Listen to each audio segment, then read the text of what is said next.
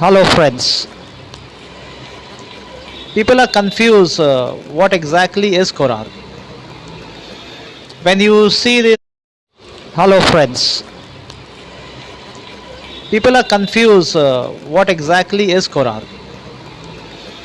When you see this Shia Sunni and you think this is what Islam is all about and this is what Prophet Muhammad has taught.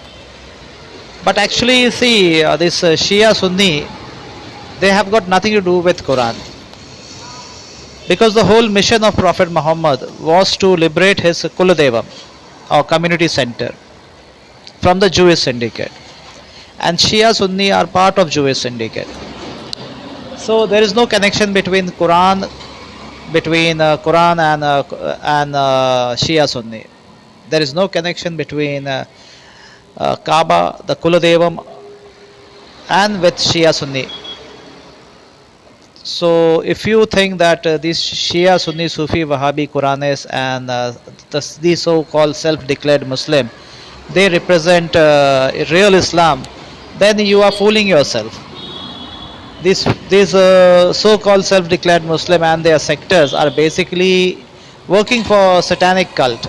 They have got nothing to do with Quran or with kuladevam, nor with Ayyanaar, the protector of the kuladevam. So if you have any idea about the ancient culture of Tamil, who gave importance to Ayyanaar, then they gave importance to Kuladevam, and then they gave importance to Devta. So if you have any idea of these three things, then only you will be able to understand Quran, because Quran is a confirmation of previous scriptures, confirming it, reminding it, correcting it, perfecting it.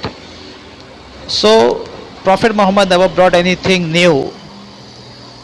It's a reminder, it's a book of dharma or truth, reminding about the straight path which was given to first Siddha, and everything is connected with Ayyanaar and Kuladevam. So what is the message of Quran, and what is the message or what were the Tamil people following is the question. Ayyanaar. Ayyanaar means a group of people divinely appointed by God for protecting the kulam, and they are you can call that they are the protector of the kuladevam. So whenever there is a distortion in the system of kuladevam from this particular bloodline of Ayyanaar, some messengers will come and correct the concept of Kuladevam. So basically, Ayyanaar are protector of Kuladevam, and that's why in Tamil culture, Ayyanaar are given importance first, then the Kuladevam. Coming to Kuladevam, but before that, I have to tell you about the Ayyanaar, the keeper of balance, God representative on the earth, which as per the Quran, if you read Quran chapter 2 verse 30, they were prophesied before the creation of Adam. And regarding the Kuladevam, chapter 7 verse 171, where from the children of Adam, from their loins, their descendants were removed and they were made to testify to themselves, means they have to be loyal to their Kuladevam. And chapter 17 verse 70 says that the Kumri people are honored and preferred above the rest of the mankind, above the creation. So the story of the earth rotates around Ayyanaar and Kuladevam. So what is the practice of Kuladevam?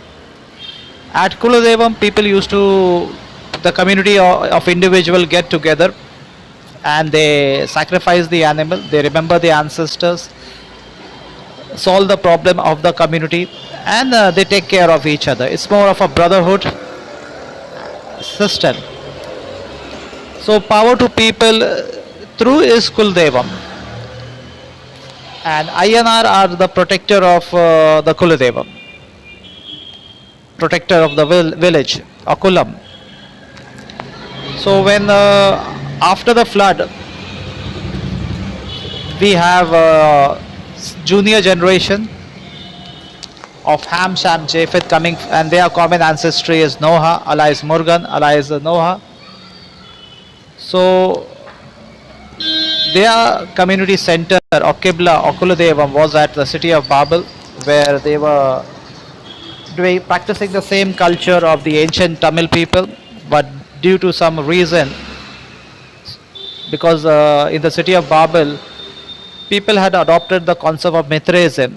So new cultures were introduced, and one of the culture which they introduced was that of human sacrifice. The firstborn to be sacrificed at the Kuladevam. This practice was done by these nomads, Caucasians or Siberian people. So that culture was introduced in the civilized society at the city of Babel. So this is a distortion in the Kuladevam system. So therefore, among the junior generation, Ibrahim was the first to receive the revelation. He was tested and appointed because among the senior generation, the Ayyanaar, they were before the flood also and the after the flood, and they were divinely appointed. So when among the junior generation, Abraham was tested and appointed, and in Quran chapter 2 verse 124, he was appointed as a leader, and every leader has a Kuladevam. And Ibrahim asked, what about my descendants? So that timeline, Sarah was the only wife of Abraham, and she was barren around 92 years old. She was an old woman. But God replied that his covenant doesn't apply to the wrongdoers. So it is a prophecy regarding the wrongdoers from the Sarah womb, who will come and start the anti-spiritual organization of conspiring against the Kuladevam system, conspiring against the Ayyanaar concept, for which they will use these Caucasian settlers, the four beastly regime, at regular interval. So basically, the anti-spiritual organization is started by Sarah descendants, and the story of these children of Israel starts with 10 brothers conspiring to kill one of their brothers. Now coming to Hagar side. Coming to Hagar, Hagar is a daughter of Ayyanaar. She is a Pharaoh's daughter. And since Ibrahim is from a junior generation, so the duty of the Ayyanaar is to protect the Kuladevam. And that's the reason why Pharaoh and Ayyanaar gave his daughter Hagar to Abraham, because Ayyanaar are divinely appointed, and they have that willpower to stand all the atrocities. They can face any atrocities. So that's the reason why Abraham married to Hagar, or Pharaoh gave his daughter to Abraham. So when you look into the history, that in the process of construction of Kuladevam, the family of from Hagar was the one who built the whole, helped the Ibrahim in the construction of the Kuladevam, and then sacrifice of animal. But since they had already brought a new system of firstborn to be sacrificed, Ismail offered himself, and he was, as Ibrahim was about to sacrifice, goat came, and this way human sacrifice was stopped at the city of Babel. So this is the mission of Abraham, and like all Kuladevam, Ayyanaar are the protector of the Kuladevam. So Hagar family, children born out of Hagar, Ismail, and from Ismail we have many children, and then we have Prophet Muhammad. They are all Ayyanaar. They are protector of the Kuladevam. So when at the timeline of Prophet Muhammad, the Jewish syndicate, they had taken almost all the kuladevam of the world, civilized world, and lots of priestly class tantrism was introduced in the kuladevam, and Prophet Muhammad is a Ayyanaar. He His duty was to rectify the system, and which he has done. And after clearing all the rituals, evil rituals from the Kaaba, he removed all the unwanted people, the outsiders, out of his Kuladevam, and they were settled in Najd. Wahab and Saud family, Wahab family and Saud family, which runs Kingdom of Saudi and Wahhabi network, their ancestors fought with Prophet Muhammad, uh, and today they have genocide many people to take over Hijaz region. Now coming to the royal bloodline coming from Hagar, Hussein, first of all, Prophet Muhammad has no male son. So the royal bloodline from Muhammad stopped. And when from the daughter's side, if you see, Hussein, he was invited by Cyrus. Cyrus sent him 1 lakh letters inviting him to Kufa to teach him the word of God. Hussein and his family left for Kufa. There Cyrus killed Hussein, the whole family, ending the royal bloodline. And later he fled to India, Gujarat. But behind this crime, if you see, the black Israelites who had created the syndicate of Jewish syndicate with the help of Cyrus or Persians, they are the mastermind. And the reason why, because in spite of ruling 800 years in Spain and other part of the Europe, the concept of Kuladevam, Ayyanaar, spirituality, Kundalini, yoga, meditation, third eye, all this concept is not being taught to European people.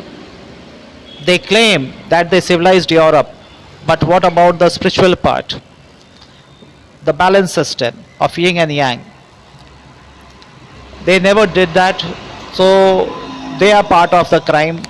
And further, if you see from Sarah's side, when David was appointed as a king, Ayyanaar, so his bloodline holds that rank. But when we look into the history, we have northern kingdom and southern kingdom.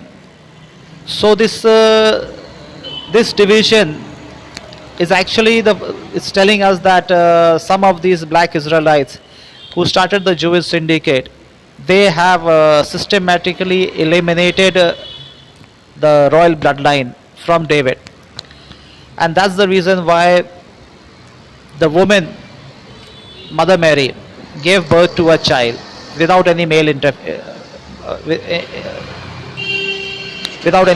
intervention. So the royal, that's the reason why Jesus is known as a king coming from David bloodline.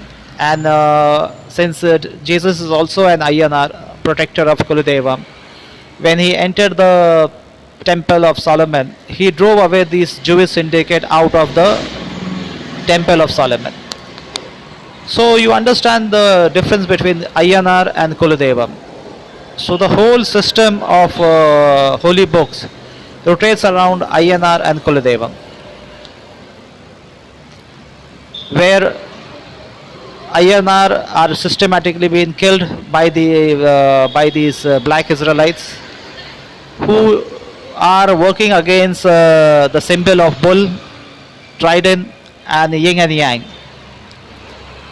And to promote themselves as a good people, they have distorted a book in such a way that you will not find any traces of the senior generation in their Torah and the Gospel.